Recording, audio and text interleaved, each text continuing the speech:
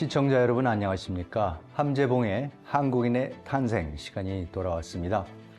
오늘은 지난 시간에 이어서 이제 개신교, 기독교가 조선에 이제 정착을 하게 되면서 그럼 어떻게 조선 사회를 바꿨는가? 정말 놀랍게 바꿉니다. 우리 조선의 봉건 사회가 근대 사상의 핵심이라고 할 수 있는 종교 개혁을 통해서 탄생하는 그 개신교의 신학과 사상은 물론이지만 그것이 가져오는 제도, 관습, 풍습, 예를 들어서 남녀 관계에 대한 문제, 신분제도에 대한 문제 등 여러 가지 문제가 새로운 그 제도나 개념들을 통해 갖고 조선 사회를 정말 밑으로부터 놀랍게 바꿔갑니다. 저는 조선의 근대성이라는 것이 본격적으로 태동하는 것이 바로 이때라고 생각을 합니다. 그래서 오늘은 조금 더 자세하게 여러 분야에 걸쳐서 개신교가, 기독교가 조선을 어떻게 변화시켜 나간지 그 변천사를 살펴보도록 하겠습니다.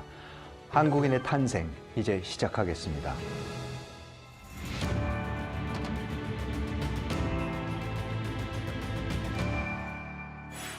자, 그래서 이제 광해원이 열립니다. 광해원이 열리면은 의사는 둘입니다. 그런데 1년 동안에 무려 12,000명이 몰려듭니다. 환자들이. 그러니까 당시 조선에는 병원이 없었습니다.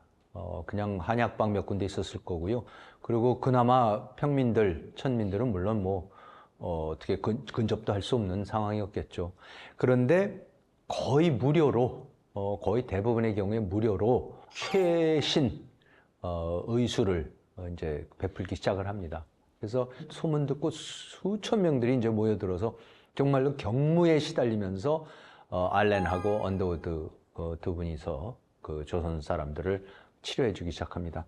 근데 치료를 하다 보면은 이분들이 뭐를 깨닫냐면은 조선의 여성들은 남자들의 진맥을 받을 수가 없는 거예요. 진료를 할 수가 없는 거예요, 진짜로. 그래서 여자 의사가 필요하다.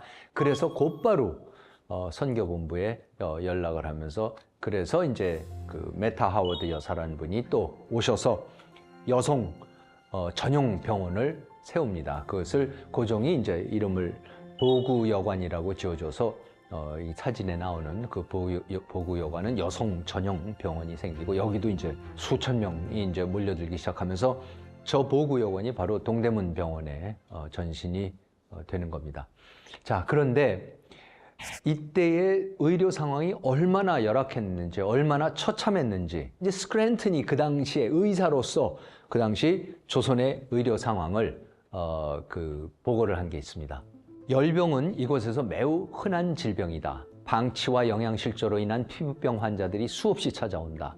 결핵과 특유의 퇴행성 증상들은 매일같이 병원에서 마주치는 질병이다. 매독도 물론 자주 볼 수 있다. 천연두는 풍토병 수준이며 하도 흔해서 눈병 등 후유증이 있는 경우에만 병원을 찾는다. 올여름 창궐한 콜레라는 수천 명의 목숨을 앗아갔다. 콜레라가 한번 창궐할 때마다 수천 명씩 죽어나가는 건 그냥 연례 행사고요. 그리고 천연두가 풍토병 수준이라는 게 보면 그 국립박물관에 가서 보시면 옛날에 유명했던 학자들, 고위 관직했던 분들의 초상화들이 남아 있지 않습니까? 그 초상화들 자세히 보시면 거의 다 소위 곰보입니다. 전부 다 천연두가 걸렸었습니다. 그러니까 그때 그걸 막을 방법이 없었기 때문에요. 그런 상황을 지금 스크랜튼 박사가 보고를 하고 있는 겁니다. 조선 정부의 병원들은 전염병이 걸린 사람들 위해 아무것도 안 한다. 그들은 병원 밖에서는 절대 진료를 하지 않았고 전염병이 걸린 사람들은 절대로 병원에 들이지 않기 때문이다. 이렇게 얘기를 합니다.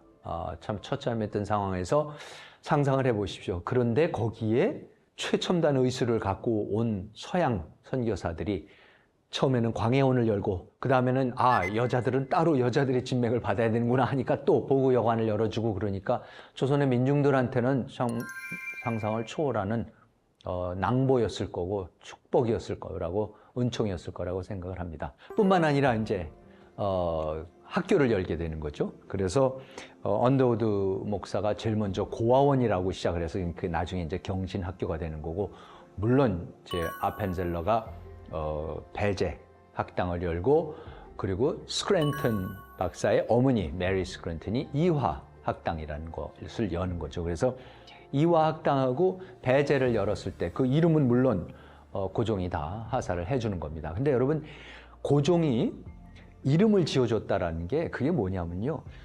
여러분 서원 중에서 사액서원이라는 거 들어보셨죠? 사액서원이라는 거는 임금이 현판을 써주는, 임금이 지정하는 서원입니다. 그 사액서원이라는 거는 그냥 동네 유지들이, 선비들이 짓는 게 아니라 세금 다 감면되고 나라에서 온갖 특혜를 베푸는 게 그게 사액서원입니다. 그러니까 고종이 배제학당이라고 이름을 지어주고 이화학당이라 이름을 써주고 현판을 써주는 거는 사액서원입니다. 그래서 메리 스크랜턴이 보고서를 썼는데 어느 날 사액 그 이름이 내려와서 현판을 다는 순간부터 경비병들이 자기를 호의를 하고 가마가 와서 자기를 실어 갔답니다. 그런 만큼 사실 많은 혜택을 받으면서 이제 학교를 열기 시작해서 그러니까 배제도 그랬고 이화학당도 그렇고 대상이 누구였습니까? 사대부들이 아닙니다. 문반 사대부들 남자들이 아닙니다. 다 평민들, 천민들, 여자들이 대상입니다. 그러니까 대상이 완전히 달라지는 거죠. 그전에는 국가에서 하는 것이 모든 것이 특권층을 위한 거였습니다. 모든 것이 사대부들을 위한 것이고 사대부들 중심으로 벌어지는 것이었고 사대부들만이 누리는 것이었습니다. 그러니까 일반 백성들, 천민들, 여자들을 위해서 따로 뭐를 한다라는 개념이 없었습니다. 그런데 갑자기 서양 선교사들이 나타나더니 제일 중요한 의술을, 제일 잘 낫게 해는 의술을 누구를 대상으로 일차적으로 하냐면은 가장 핍박받고 차별받고 천대받던 사람들을 상대로 그걸 베풀기 시작하면은 이 조선의 백성들이 느꼈을 그 감동을 아마 충분히 한번 동감하실 수 있으리라고 생각을 합니다. 누가 도대체 조선의 여성들을 가르쳤습니까? 공부를? 가끔 가다가 그 사대부 집안에서도 물론 아버지들이 딸을 워낙 이뻐해서 딸한테도 뭐 한문도 가르치고 하다못해 언문, 그렇죠? 한글이라도 가르치고 그런 집안들도 물론 간혹 있었다고 우리가 기록을 통해서 알 수 있지만 보편적으로 다 일괄적으로 어떻게 해서든지 많은 여성들한테 교육을 시켜주려고 하고 평민들한테, 천민들한테 글을 가르쳐 주려고 하는 시도는 처음으로 조선 역사상 최초로 일어나는 것이 이 선교사들을 통해서 서양 개신교 선교사들을 통해서 일어납니다. 이거 제가 전에도 한번 읽었던 것 같지만은 저는 이게 그 당시 상황을 너무나 잘 보여주고 있고 특히 지금 말씀드리는 기독교 선교사들이 와서 벌리는 교육과의 그 차이성을 잘 드러내기 때문에 이사벨라 버드 비숍 여사가 쓴 조선과 그 이웃들에 나오는 1894년에 이분이 조선에 와서 봤던 조선의 그 교육의 상황에 대한 묘사입니다. 조선의 교육은 지금까지 애국지사와 사상가, 정직한 사람을 양성하는 데 실패하였다. 지금까지의 교육은 다음과 같이 진행되어 왔다. 일반적인 조선의 학교에서는 학생들이 중국 책들을 앞에 펴놓은 채 바닥에 앉아서 상반신을 양옆으로 또는 앞뒤로 격렬하게 흔들면서 새벽부터 저녁까지 가장 큰 소리와 가장 높은 소리로 중국 고전들을 외우고 낭송하고 중국 글자들을 쓰면서 자신들의 머리를 중국의 현인들과 신화와 같은 얘기들로 채우고 있다. 박학하지만 거만하고 안경을 쓴 선생은 막대기를 손에 잡은 채 앞에 책을 놓고 가끔씩 잘못된 것을 고쳐주는 말을 강력한 목소리로 내뱉는다. 이 교육제도에는 학생들의 사고 능력을 키워주고 자신이 살고 있는 세계를 이해할 수 있도록 해주는 것은 아무것도 없다. 편협함, 판에 박힌 자만심, 오만함, 거짓, 노동을 천시하는 잘못된 자존심, 관대한 공공정신, 사회적 신의를 파괴하는 이기적인 개인주의, 2000년 된 관습과 전통에 행동과 생각이 모두 노예처럼 매여있는 좁아터진 지적인 지평, 얕은 도덕성, 모욕적이라고 볼 수밖에 없는 여성에 대한 평가, 이런 것들이 조선 교육의 산물이다. 그러면서 조선 교육이 얼마나 처참했었고 그것을 지금 이 개신교 선교사들이 어떻게 바꿔나가는지를 지금 보여주고 있습니다. 그러면서 이런 말도 해놨습니다. 교육은 보통 어린이의 모든 모든 뜻을 다 받아주고 모든 응석을 받아주고 모든 흥과 나쁜 버릇을 조금도 고쳐줄 생각은 하지 않고 웃어버리는 데 있는데 어린이가 아들인 경우에는 더욱 그렇다라고 비숍 여사가 조선의 교육이 아이들을 훈육시키고 교육시키고 질서를 잡게 하기는커녕 그냥 응석만 받아주고 특히 사대부 집안에서는 양반 집안에서는 더욱 그렇다. 저는 그 당시에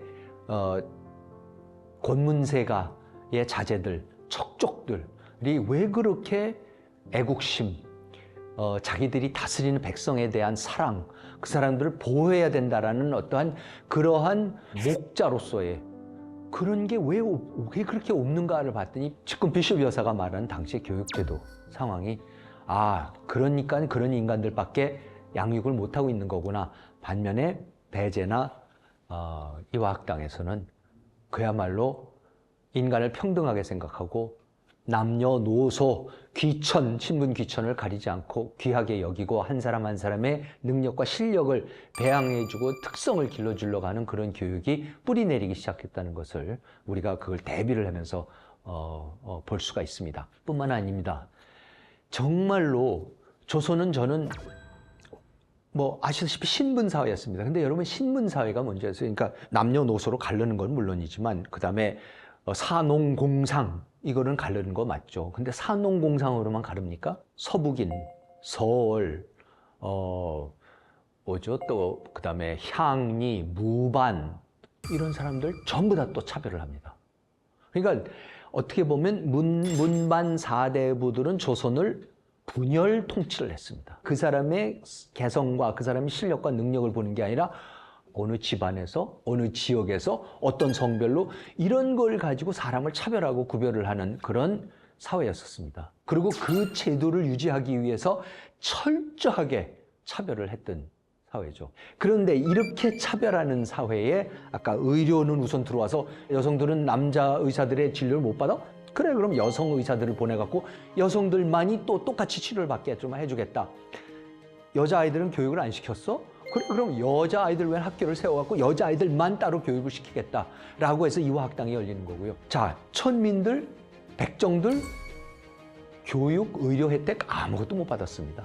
근데 그 사람들한테 개신교 선교사들, 기독교 선교사들은 우리는 지금 잘 사는 문만 사대부들한테 와서 특권층한테 선교하려는 게 아니다. 우리는 가장 핍박받고 가장 어려운 사람들한테 그 사람들한테 복음을 전하겠다고 나섭니다. 그래서 이제 그 중에 대표적인 분이 또 모 목사라는 분이 계셨는데 이분이 지금 곤당거리라는 게 백정거리에 가서 선교를 하십니다.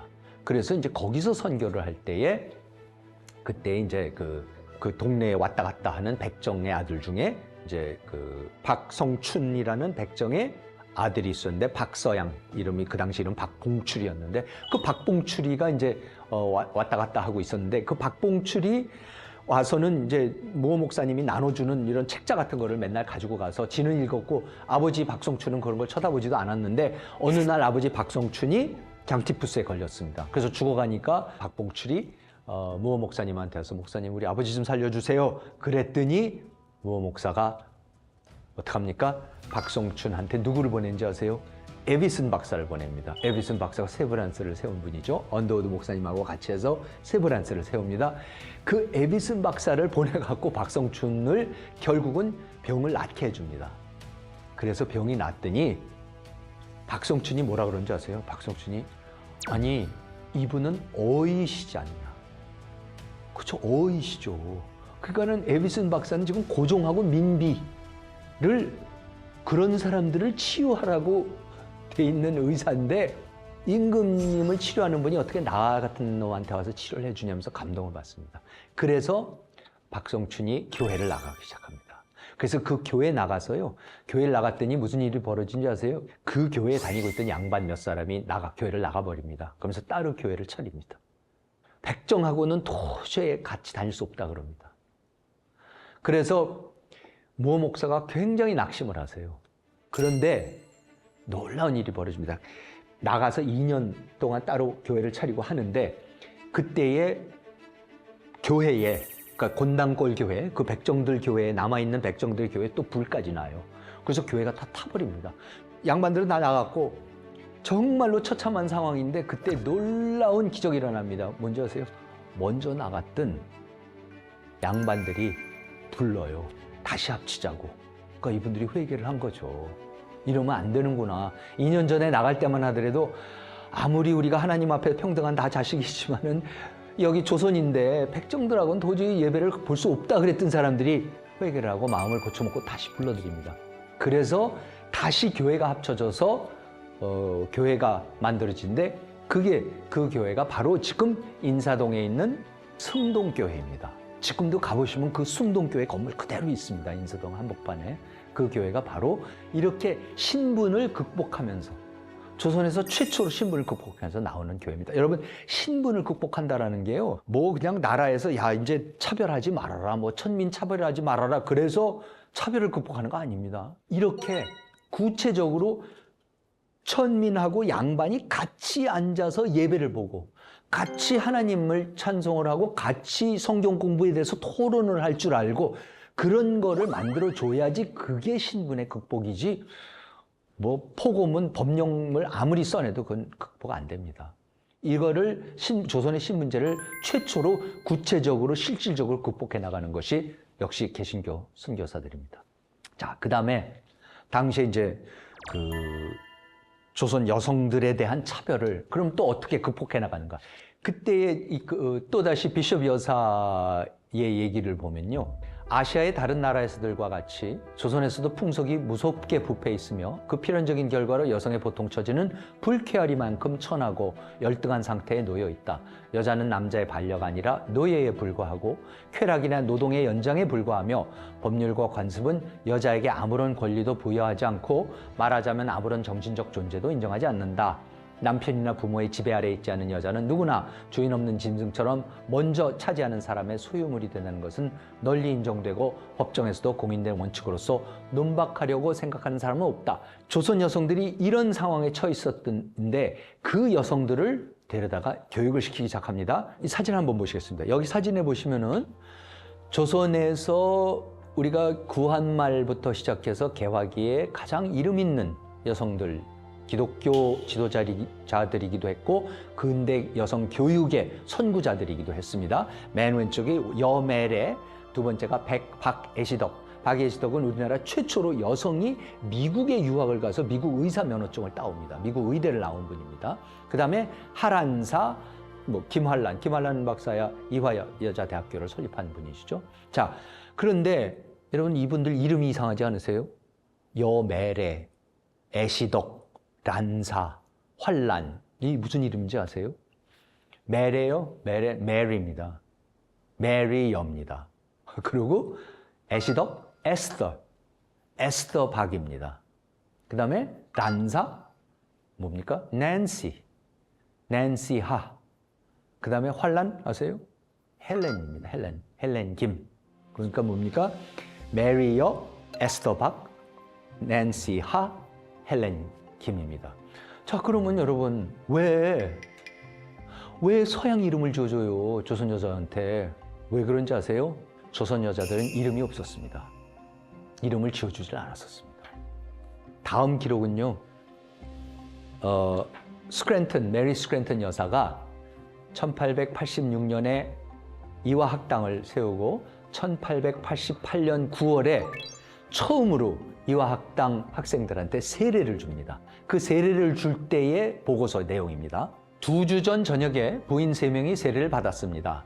다른 이들도 뒤를 이을 것으로 생각합니다. 여기 조선 여인들은 이름이 없다는 점을 알려드리고 싶습니다. 부인들은 이 씨, 박 씨 같은 집안 혹은 어떤 남성의 소유일 뿐입니다. 그래서 우리는 이들이 세례를 받으러 나올 때 어떻게 불러야 할지 몰라 곤혹스러웠습니다. 우리는 처음에 생각하기를 이들이 어렸을 때 불렸던 이름을 되찾아주는 것이 좋다고 생각했습니다. 그런데 그들은 어릴 때 그저 큰애기 혹은 작은애기 같은 칭호로 불렸다는 것을 알았습니다. 이제 와서 그런 이름을 붙여주는 것이 적당하지 않다는 것을 알고 우리는 마르타, 미리암, 살로메, 그렇죠? 에스더, 메레, 환란, 란사 같은 기독교식 이름을 지어주기로 했습니다. 자, 그러니까요, 여성들한테 이름을 지어주고 교육을 시켜주고 병이 나면 고쳐주고, 조선 여성들이 이런 대우를 받아본 적이 없습니다. 그런 것을 지금 기독교가 들어와서, 개신교가 들어와서 그 작업을 하기 시작을 합니다. 여러분, 성차별, 신분차별, 이렇게 극복이 되는 겁니다. 그 다음에 또 개신교가 한 일 중에 하나가 뭐냐면은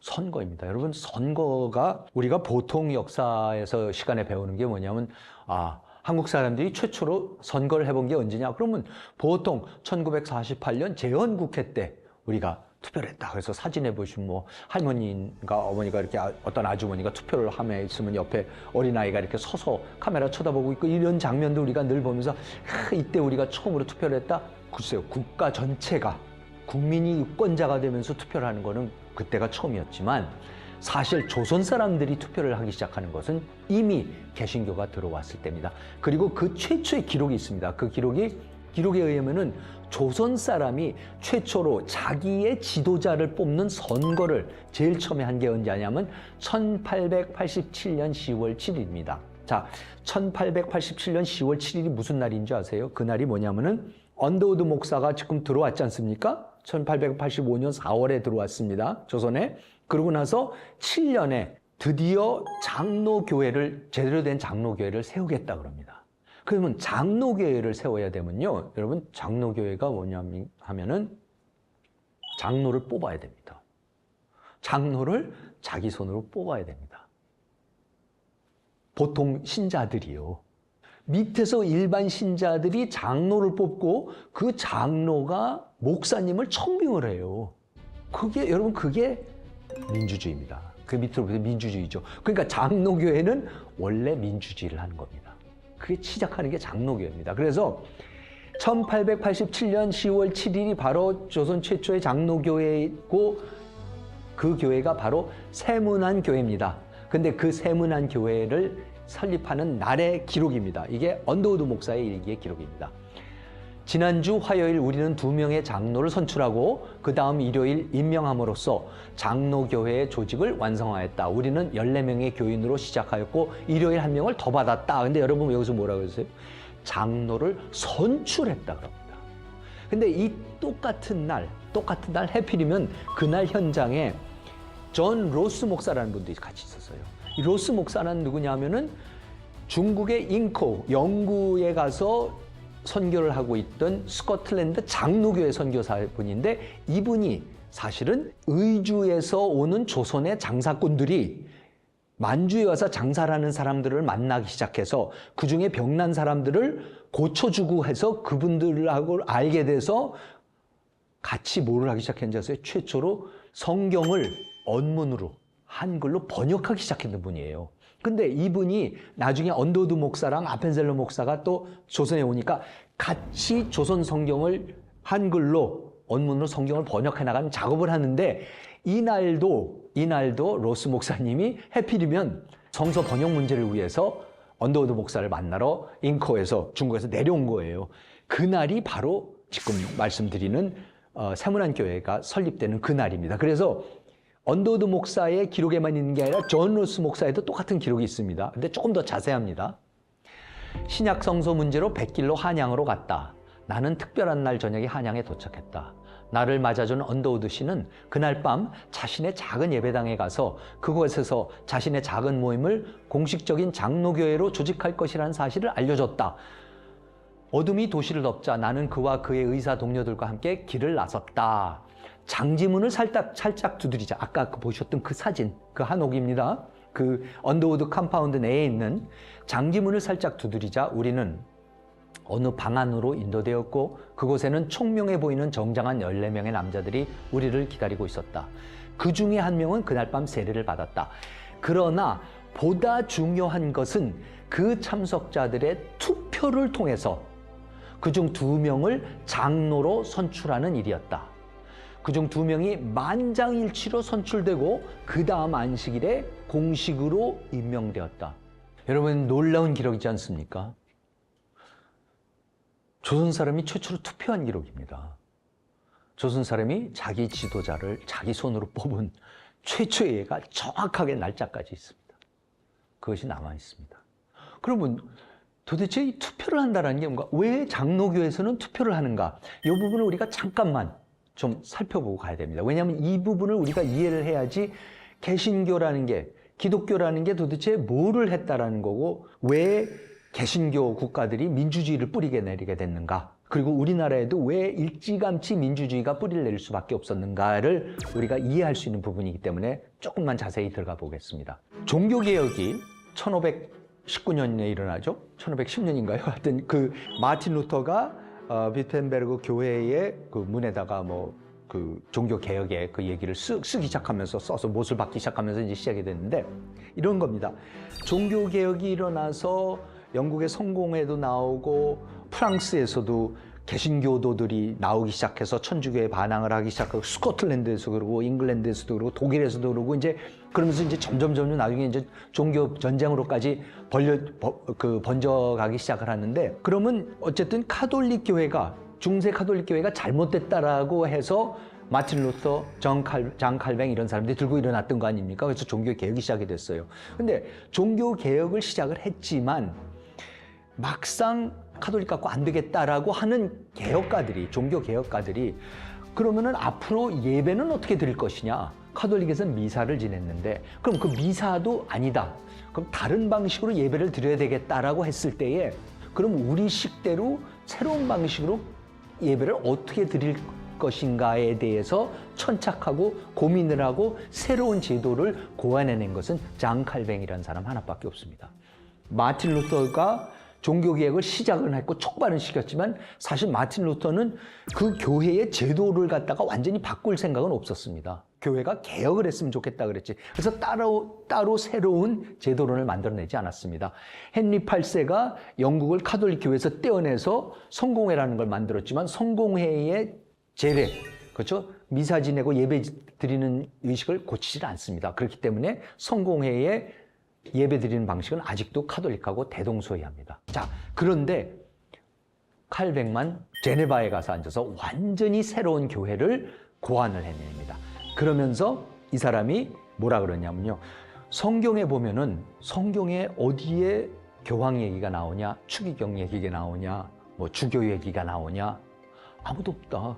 그러면 하나님을 경배하는 예배를 드리는 종교적인 역할을 수행하는 사람으로는 아무리 찾아봐도 딱 4가지밖에 안 찾아지더라. 그게 뭐냐면 첫째가 패스터, 목사, 둘째가 박사, 닥터, 세 번째가 엘더, 장로들 얘기는 구약에도 맨날 나오니까요. 그 다음에 이제 디컨, 집사라는 게 나온다는 거죠. 집사는 이제 여러 사람들을 도와주고, 가난한 사람들 도와주고, 교회에서 이제 이런 구호 활동하고 이런 사람들이죠. 자, 그러면 목사, 박사, 집사, 장로, 이 넷만 가지고 교회를 다시 조직해야 된다고 해서 칼뱅이 만든 것이, 그것이 개신교, 그걸 영어로 Reformed Church, 종교개혁을 영어로 Reformation이라고 그러죠. Reform, 다시 하는 거, 다시 만드는 거, 개혁하는 거, 개신하는 거, 새롭게 만드는 거. 그래서 그걸 Reformed Church라고 그러고 우리말로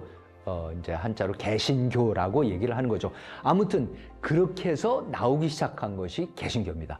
그 개신교를 칼뱅한테 배워서 존 넉스라는 사람이 스코틀랜드에 가서 그대로 이행을 하기 시작하면서 장로교, 스코틀랜드 장로교가 만들어지고, 똑같은 거를 영국 사람들이 잉글랜드로 가져가서 청교도가 만들어지는 거고, 그 사람들이 네덜란드 가서 네덜란드 개혁교회가 만들어지고, 그리고는 프랑스에 가서 위그노가 만들어지고, 그래서 이 사람들이 다 핍박을 받으면서 다시 미국으로 건너와서 미국이라는 칼뱅주의 국가가 건설이 되는 거죠. 그리고 거기에서의 목사들이, 선교사들이 조선으로 건너와서 교회라는 건 자고로 이렇게 하는 것이다. 위로부터 다 임명을 한 게 아니라 토론을 통해 갖고, 논의를 통해서 장로를 뽑고 장로가 목사님을 청빙하는 것이다 라고 했기 때문에 그 순서를, 그 절차를 언더우드가 세문안교회를 세우면서 그대로 받는, 그래서 조선 사람들, 정장한 조선 사람들 14명을 앉혀놓고 토론을 하고 투표를 해서 선출을 했는데 만장일치로 선출되었다 그러지 않습니까? 여러분, 만장일치라는 개념이 조선 사람들이 언제 알았겠습니까? 만장일치도 투표가 있어야지 만장일치라는 개념도 성립이 됩니다. 이때 만장일치가 뭔지 알고 서로 다른 의견을 갖고 토론을 하고 논쟁을 벌이다가 또 합의를 하고 안 되면 투표를 통해서 결정하는 이러한 민주시민의 모습, 그 관습을, 그것을 훈련받기 시작하는 바로 그 첫날이 이날이었었습니다.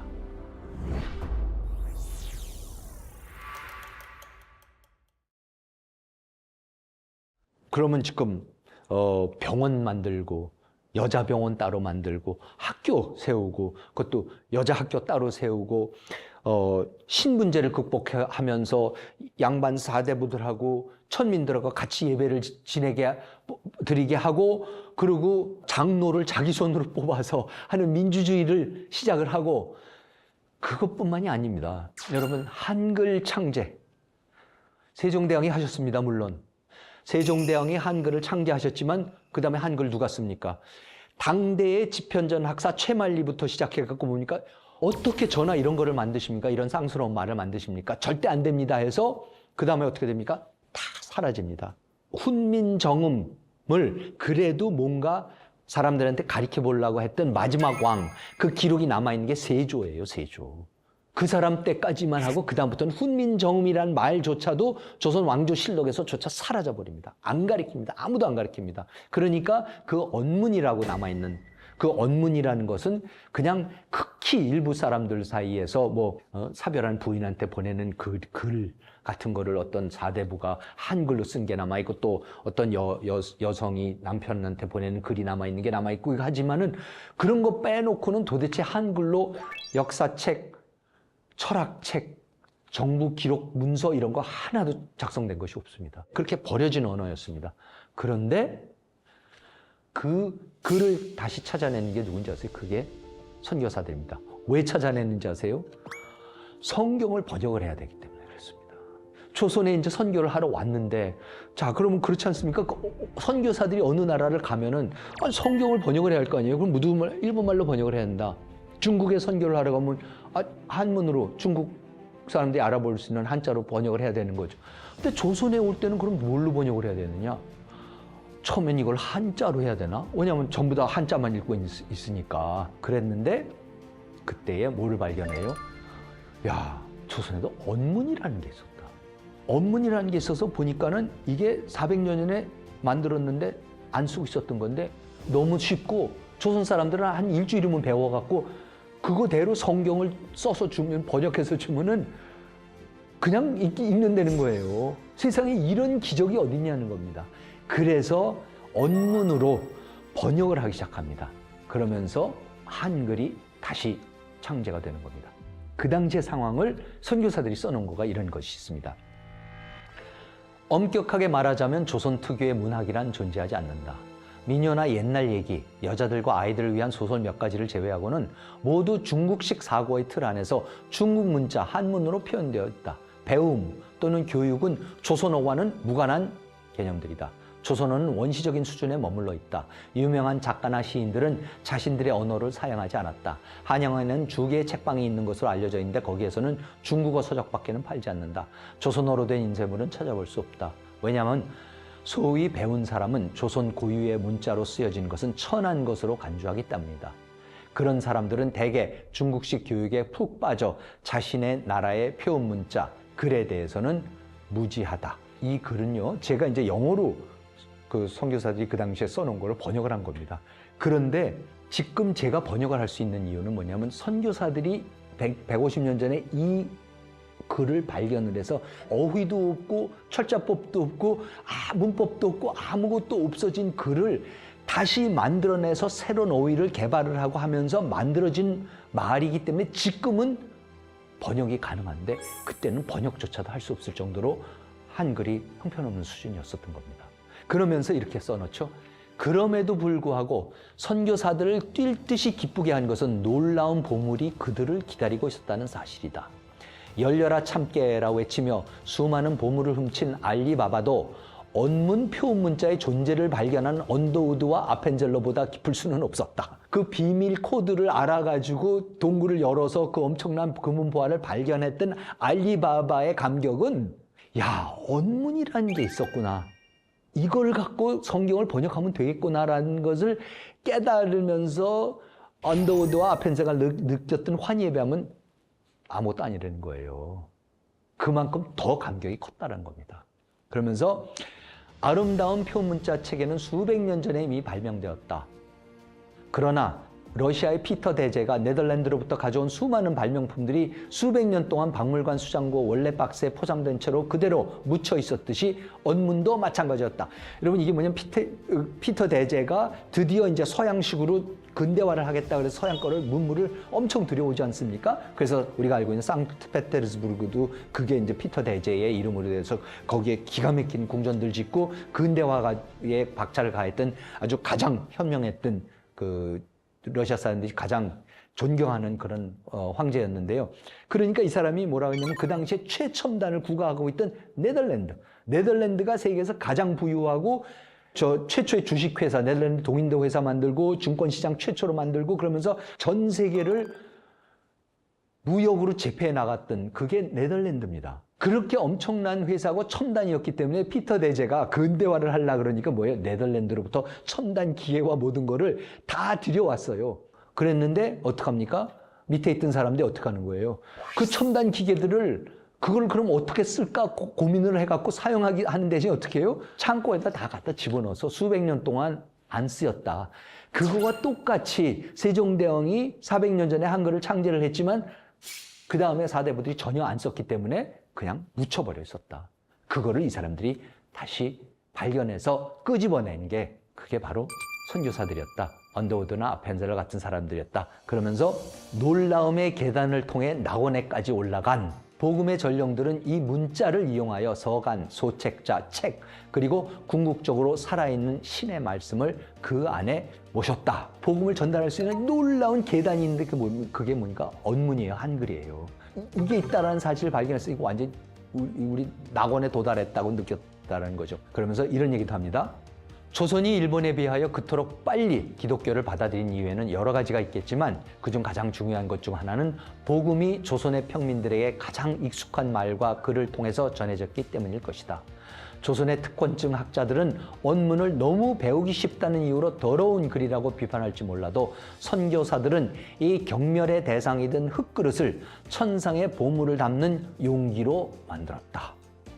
그러니까 예수님이 가장 낮은 곳으로 말구유에서 탄생하셨다듯이 이 복음을 어디다 담습니까? 조선에서 가장 천시받던 버려졌던 그 언문이라는 용기에 그 복음을 담아서 전파를 하기 시작했다라는 감동적인 개신교 전파의 역사가 또 이렇게 시작이 됩니다. 그 과정에서 개신교 선교사들이 잊혀졌든 묻혀졌든 거의 사라졌던 언문, 즉 한글을 재창제를 하기 시작합니다. 그러면서 이렇게 얘기를 합니다. 선교사들은 성서와 기타 기독교 문학과 서적들을 언문이라 불리는 조선의 글로 인쇄한다면 조선 사람들을 모두가 글을 읽을 수 있게 할 수 있을 것이라는 사실을 한눈에 알아봤다. 그렇게 함으로써 여자도 배울 수 있을 정도로 쉽기 때문에 언문을 그토록 경멸한 사대부 계급을 일시적으로나마 소외시킬 수밖에 없었다. 조선의 글은 따라서 기독교를 전파하는 데 있어서 헤아릴 수 없이 값진 도구가 되었다. 무지한 남자, 여자, 아이들도 곧 글을 읽고 쓸 수 있게 되었다. 사대부 계층이 자신들의 성경과 책들을 굳이 중국어로 인쇄하는 것을 원한다면 그렇게 해주겠지만 일반인들은 한글을 사용하면 됐다. 언문은 며칠이면 배우고 곧바로 조선어 성경을 읽고 조선의 글과 말을 배울 수 있었기 때문에 선교사들에게도 큰 축복이었다. 그러니까 저는 요새도 생각하면 이렇습니다. 진짜 한글을 보면요. 여러분, 우리가 컴퓨터 치고 노트북 칠 때 한글 자판이 24개예요. 우리 원래 28개 후민저음이었었는데 그게 이제 줄여서 24개로 됐지 않습니까? 근데 여러분, 이 세상에서 서양의 같은 기본적인 영어와 같은 그 언어 계통을 쓰는 사람들 말고, 알파벳을 쓰는 사람들 말고 다른 어떤 나라 사람들이 컴퓨터를 틀고서 단추 하나를 누르면은 그게 영어 자판이 되고 단추 하나를 누르면 그게 한글 자기 나라 글의 자판이 돼서 똑같은 자판을 갖고 그렇게 사용할 수 있는 나라? 우리나라밖에 없습니다. 일본도 안 되고 중국도 안 됩니다. 세종대왕이 창제했던 그 해안이 지금 이 시대에 서양 못지않게 근대 국가 못지않게 치고 나갈 수 있는 것도 사실은 다 이런 것 때문입니다. 그런데 그 중간 과정에서 선교사들의 역할은 절대적입니다. 왜냐하면 사대부, 문반 사대부 남성들 인구의 한 3%밖에 안 된 사람들 빼놓고는 일자무식 그야말로 난 놓고 기억자도 모르는 사람들이 조선 사람들이었습니다. 근데 그 사람들이 어떻게 되기 시작합니까? 갑자기 성경을 읽으라고 한글을 가르쳐주기 시작하니까 한글 일주일이면 배웁니다. 바로 이때에 그랬답니다. 누가 장로교회에 와서 이제 세례를 받으려 그러면요, 가서 시어머니, 시부모님이나 부모님한테 한글 먼저 가르쳐 드리고 성경 읽으실 수 있게 해놓고 와서 세례를 받으라 그랬답니다. 그렇게 하면서 문자 해독률이 올라가기 시작하는 겁니다. 조선 사람들이 글을 읽게 됩니다. 지금 우리는 거의 100% 문자 해독률을 자랑하고 있는 나라입니다. 한문이었으면 안 되겠죠. 근데 한글이니까 된 거죠. 그래서 사진을 보시면 이때 한글을 재창제했던 분들이 왼쪽 위에가 로스 목사님이고 그 바로 옆에가 언더우드 목사님, 그 다음이 아펜젤러 목사님, 그 다음에 게일 목사님. 게일 목사님이 나중에 철로 역정, 한영 사전 이런 거를 다 만드셨던 놀라운 연동교회 초대 목사님이시고 참 놀라운 분이십니다.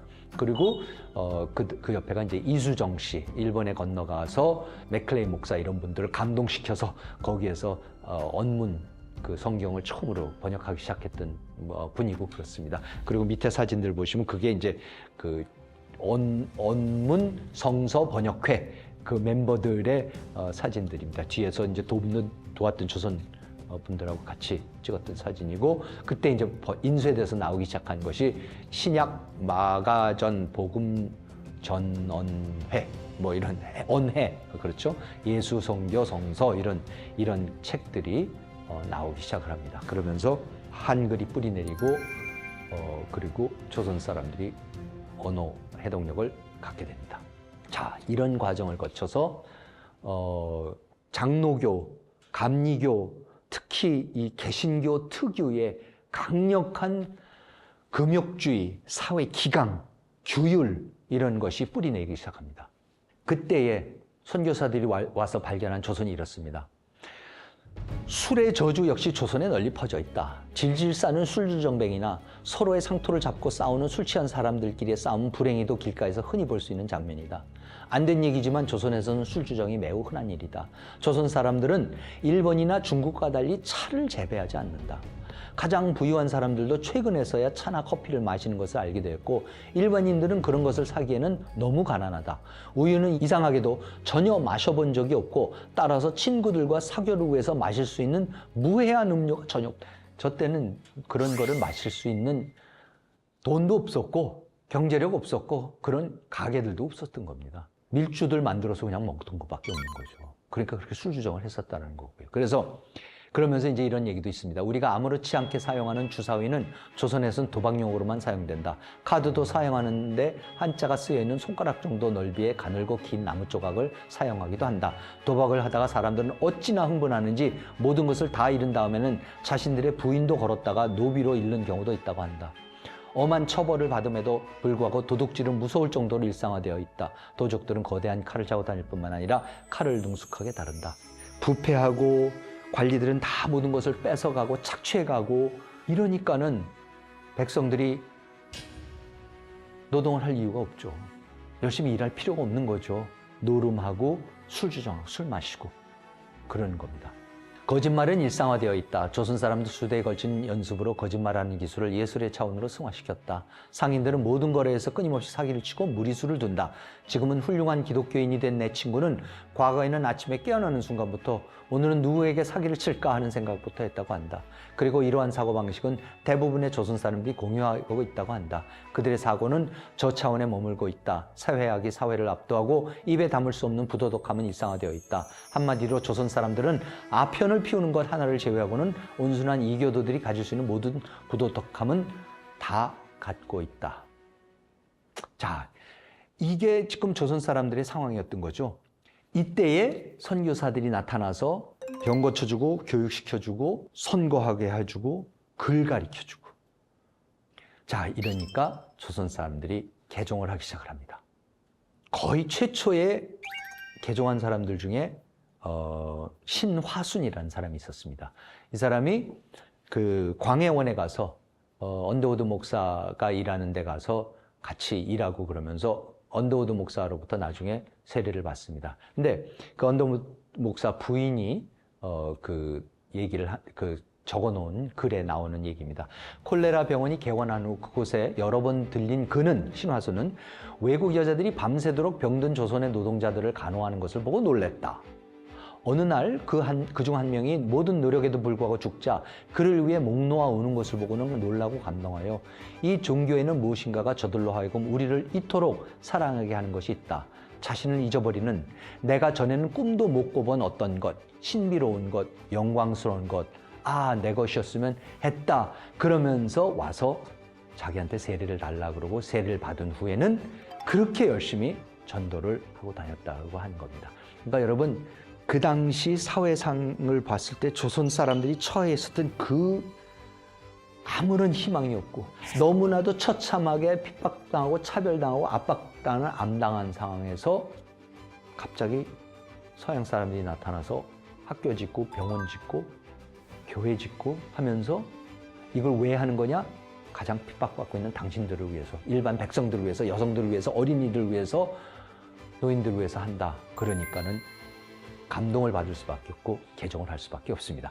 그러면서 그때에 이런 기록이 있습니다. 장로교회에서 세례를 받겠습니다. 그러면 그 대신 이 7가지를 해야지 세례를 주겠다고 그랬다는 겁니다.